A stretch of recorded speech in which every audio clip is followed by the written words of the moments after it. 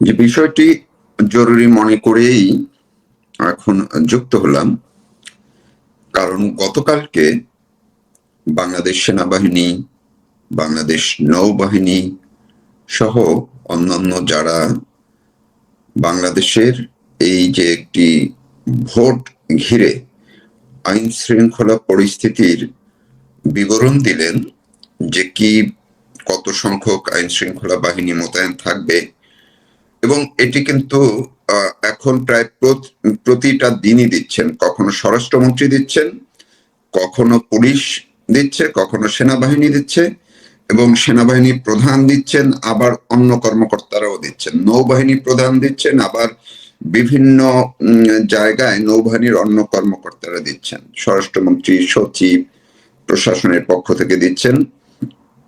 আর এই যে শফিক প্রেস সচিব, যিনি প্রধান উপদেষ্টা, তিনি তো বলেই যাচ্ছেন, তিনি এই মুহূর্তে মনে হচ্ছে তিনি বাংলাদেশের প্রধান উপদেষ্টা। তার হাব ভাব আসলে সেইভাবেই, তিনি সেভাবেই তথ্য দেন। মূল বিষয় সেটি না, মূল বিষয় হচ্ছে আসলে এই যে ভোট ঘিরে সত্যি সত্যি বাংলাদেশে কি যুদ্ধ শুরু হয়ে যাচ্ছে? যুদ্ধ কি ভোট ঘিরেই আসলে শুরু? যুদ্ধের দামামা একদম পরিষ্কার। কারণটি আমি বলছি না, আপনারা যারা নানান কাজে ব্যস্ত থাকেন, দৈনন্দিন পেশায় নিয়োজিত থাকেন, ঠিক মতো হয়তো সার্বিক পরিস্থিতি দেখতে পারেন না, সময় পান না, কিংবা অনেকে সুযোগের কারণে দেখতে পারেন না। আমি আপনাদেরকে খুবই বিনয়ের সঙ্গে অনুরোধ করব, আপনারা দয়া করে একটু নজর দিন, অন্তত পক্ষে এই সামনের কয়দিন। প্রতিটা সময় যখন একটু সুযোগ পান, খবরগুলো দেখার চেষ্টা করুন, বোঝার চেষ্টা করুন, এবং চারদিকের পরিবেশ পরিস্থিতিতেও নজর রাখুন। গতকালকেও, আমি আগের কয়দিন বা সেনাপ্রধানের গাজীপুরের বক্তব্য বাদ দিলাম, গতকালকেও সেনাবাহিনীর পক্ষ থেকে পরিষ্কার করে বলা হয়েছে যে এর আগে কোন নির্বাচনের ইতিহাসে বাংলাদেশে এত সংখ্যক সেনাবাহিনী নিয়োগ করা হয়নি। এবার তা নিয়োগ হচ্ছে, এবং একই দিনে স্বরাষ্ট্র উপদেষ্টা তিনি বলেছেন, আবার সেনাবাহিনীর পক্ষ থেকেও বলা হয়েছে, এর আগে যেসব আধুনিক অস্ত্র ব্যবহার করা হয়নি সেগুলো এবার এই নির্বাচনে শুধু অস্ত্র না, প্রযুক্তিও ব্যবহার করবে সেনাবাহিনী এবং অন্যান্য আইন শৃঙ্খলা বাহিনী। নৌবাহিনী তারা জানিয়েছে, বিমান বাহিনী তারা জানিয়েছে যে যে যার মতো যত বা সর্বোচ্চ প্রস্তুতি তারা নিচ্ছে, এবং সেই সর্বোচ্চ ব্যবস্থা বা সর্বোচ্চ প্রস্তুতি তারা প্রয়োগ করবে ভোট ঘিরে। অর্থাৎ আমি যদি এক বাক্যে বলি, সেটি হচ্ছে, আমরা যেটিকে বলি জলে স্থলে অন্তরিক্ষে, কিংবা আরো সহজ করে বললে আকাশ পথে, নৌপথে আর স্থল পথে, সব জায়গায় সর্বোচ্চ সংখ্যক আমাদের সশস্ত্র বাহিনী মোতায়েন থাকবে। যুদ্ধ জাহাজ পানিতে থাকবে, যুদ্ধ বিমান, হেলিকপ্টার আকাশে উড়বে, পাশাপাশি মাঠে ঘাটে সেনাবাহিনী তাদের সর্বোচ্চ প্রযুক্তি নিয়ে মাঠে থাকবে। এমনকি গতকালকে যেটি বলা হয়েছে ভোটের দিনের কথা, এর আগেও বারবার এই শব্দটি আমি কেন বলছি, এটি আমি বলিনি, আপনারা গতকালকে শুনলে গতকালকের ভিডিও ফুটেজ গুলো টেনে একটু শুনুন। তিনি বলেছেন, এর আগে কোন নির্বাচনের সেনাবাহিনী ভোট কেন্দ্রের ভিতরে ঢুকতে পারেনি যদি তাদেরকে কল করা না হতো। এবার তারা সেই পদক্ষেপটি নিয়ে ফেলেছে। তারা ভোট কেন্দ্রের ভিতরে ঢুকবে, যখন তখন বুথের মধ্যে ঢুকতে পারবে, অর্থাৎ ভোট কেন্দ্রের মধ্যে তাদের অবস্থান অলরেডি তারা গ্রহণ করে ফেলেছে।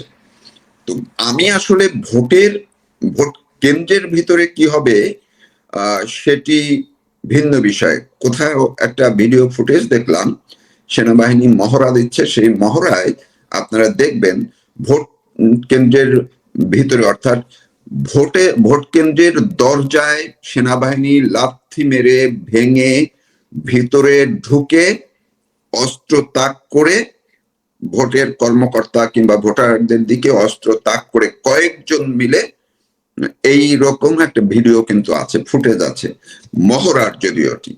তার মানে ভোটের বাক্সে লাথি মারা আর ভোটের দরজায় লাথি মারা, এইটার মধ্যে তো আসলে খুব একটা পার্থক্য নাই। তো সেনাবাহিনী আসলে এই ভোট ঘিরে কি করতে যাচ্ছে? সেনাবাহিনী বারবার বলেছে, গতকালকেও বলেছে, এবং দিনে দিনে, অর্থাৎ 2 সপ্তাহ আগে যদি সেনাবাহিনীর বক্তব্য শুনেন, তার আগে যদি সেনাবাহিনীর বক্তব্য শুনেন, তারা কিন্তু সংখ্যায় বাড়ছে, সংখ্যা বাড়াচ্ছে। প্রথমে ছিল 80 থেকে 90 হাজার সেনা সদস্য মোতায়েন থাকবে, এরপরে শোনা গেল 1 লাখ, সেদিনও স্বরাষ্ট্র উপদেষ্টা বললেন 1 লাখের মতো থাকবে। এরপরে গতকালকে শোনা গেল 1,20,000-এর মতো। তার মানে এটা দাঁড়াচ্ছে, এই নির্বাচনটি, এটি আগেও আমি আরেকদিন বলেছি, আবার বলছি, জোর দিয়ে বলছি, শক্তভাবেই বলছি, এই নির্বাচনটি মূলত সবকিছুই নিয়ন্ত্রণ করছে বাংলাদেশ সেনাবাহিনী। পুরো পরিস্থিতি সেনাবাহিনীর হাতে এখন আছে। সেনাবাহিনী যা চাইবে তা ঘটবে, তা হবে। পরিস্থিতি যুদ্ধের দামামা বলতে আমরা যেটি বুঝছি, যুদ্ধের পরে একদমই পরিস্থিতি বিরাজ করছে। তার মানে একটি দেশে যখন সর্বোচ্চ সংখ্যক সেনাবাহিনী তাদের সর্বোচ্চ প্রস্তুতি নিয়ে, প্রযুক্তি নিয়ে মাঠে নামে, ক্যান্টনমেন্ট ছেড়ে যায়, সেইটি একেবারেই জরুরি পরিস্থিতি বা যুদ্ধাবস্থা। এটি নিয়ে কারো কোনো ভিন্ন মত আছে বলে অন্ততপক্ষে আমি মনে করি না। ধরুন বাংলাদেশের প্রকাশ্য যে সেনাবাহিনীর সদস্য সংখ্যা, সেই সংখ্যা 1,60,000। এই যে 1,60,000 সেনা সদস্যের মধ্যে 1,20,000 সেনা সদস্যই তারা যদি তাদের সবকিছু নিয়ে মাঠের বাইরে চলে যায়, ক্যান্টনমেন্ট খালি করে, তার মানে কি? তার মানে এটি সেনাবাহিনী আসলে বাংলাদেশের পুরো পরিস্থিতিটিকে যুদ্ধের পরিস্থিতিতে নিয়ে জরুরি অবস্থা ঘোষণা, ঘোষণা শব্দটি মুখে করুক বা না করুক, বাস্তবে তাই করে ফেলছে। বলা হচ্ছে যে ভোটের আগে পরে 7 দিন, কিন্তু ভোটের আগে পরিস্থিতি কি দাঁড়ায়, ভোটের দিন, যদি ভোটের দিন পর্যন্ত পরিস্থিতি গড়ায়, কারণ আমি এবং আমরা অনেকেই মনে করছি আসলে ভোটের দিনের পরিস্থিতির অপেক্ষা করতে হবে না, কারণ এর আগেই অনেক কিছু ঘটার সম্ভাবনা কিংবা আশঙ্কা আছে। এটি একদমই উড়িয়ে দেওয়া যাচ্ছে না। যারা মনে করছেন, নিশ্চিন্তে আছেন, যে একদম শতভাগ নিশ্চিত যে না, ভোট হবে, সুষ্ঠুভাবে হবে, শফিকের মতো 14 তারিখের মধ্যে ক্ষমতা হস্তান্তর হবে, 16 তারিখের মধ্যে নতুন প্রধানমন্ত্রী হবে, এই কথাগুলো আসলে এখন পর্যন্ত নিশ্চিত করে যারা মনে করছেন যে শতভাগ নিশ্চিত, তারা আসলে অনেকটাই বোকার স্বর্গে বাস করছেন। কারণ আপনারা ঘরে বাইরে, মানে দেশের বাইরের পরিস্থিতি একটু নজর রাখুন।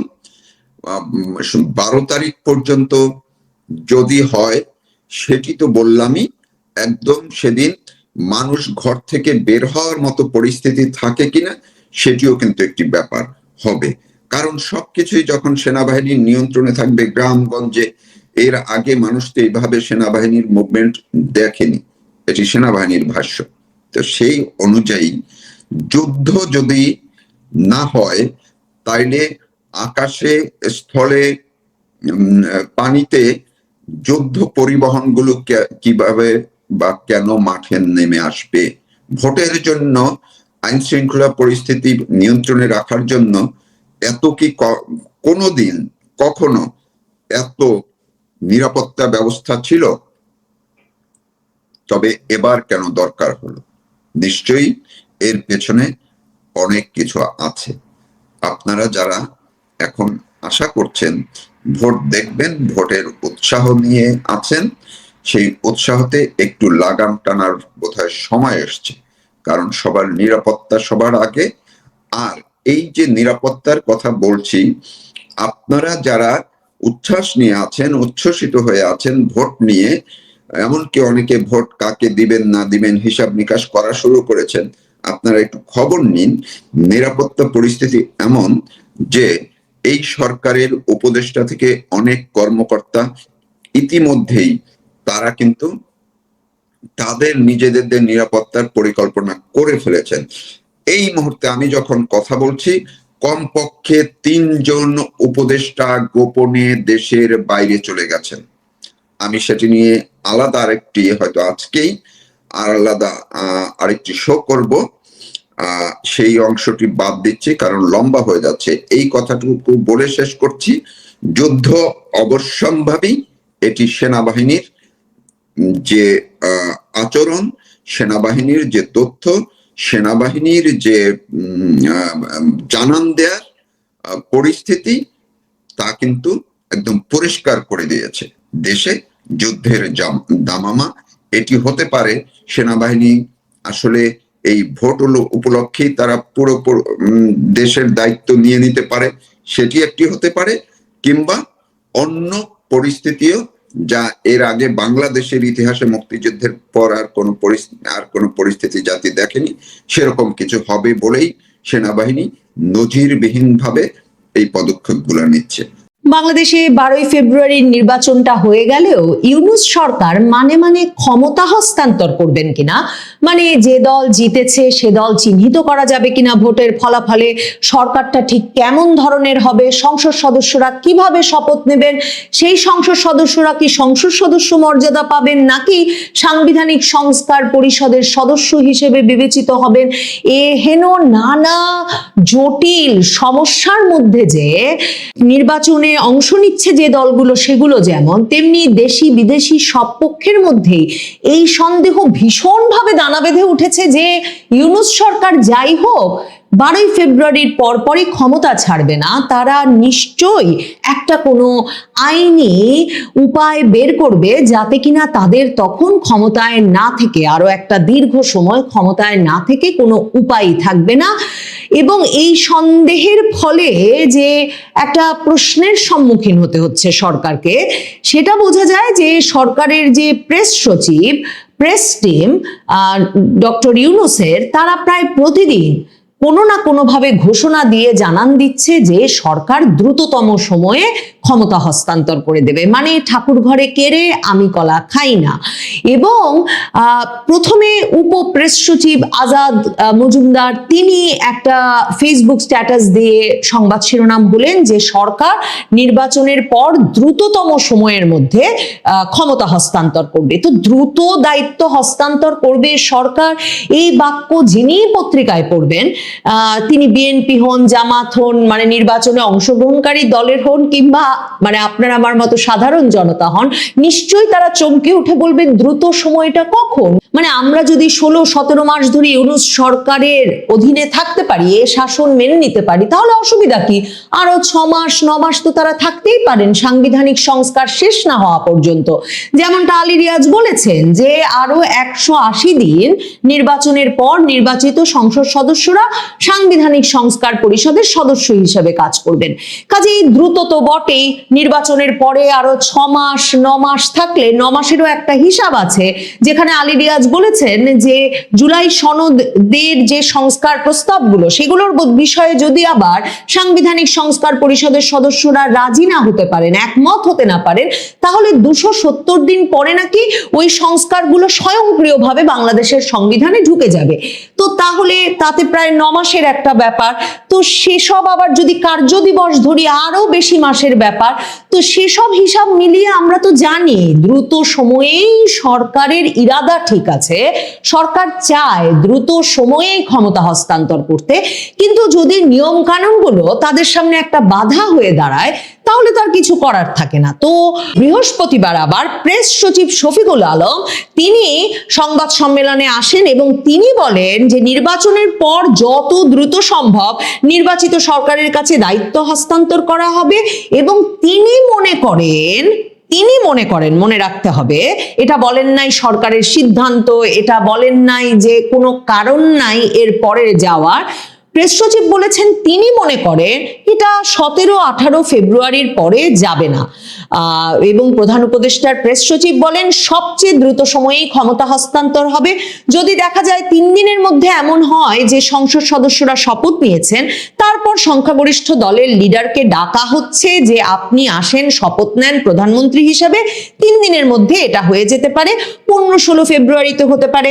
আমার মনে হয় না এটা 17-18 ফেব্রুয়ারির পরে যাবে। মনে করে দেখেন এই সরকার নির্বাচনের তারিখের বিষয়টা কেমন করেছিল, মানে কত মাস ধরে আমরা শুনেছি যে 2 মাসের মধ্যে হবে, 3 মাসের মধ্যে হবে, 5 মাসের মধ্যে হবে, এর পরে আর কেন যাবে এটা তারা জানেন না, নিশ্চয়ই ওই সময়ের মধ্যে হয়ে যাবে। কিন্তু সরকার তখনই নির্বাচন দিয়েছে যখন ডক্টর মোহাম্মদ ইউনূস সিদ্ধান্ত নিয়েছেন, যথেষ্ট চাপের শিকার হয়েছেন এবং তিনি এই সিদ্ধান্তে উপনীত হয়েছেন যে কিছুতেই 2025-এ নির্বাচনটা দেওয়া যাবে না, কারণ 2025-এর মধ্যে তার বন্দরগুলো হস্তান্তর শেষ হবে না, তার আরো অনেক অ্যাসাইনমেন্ট তার বিদেশি বন্ধুদের কাছ থেকে নিয়ে আসা বাকি থাকবে।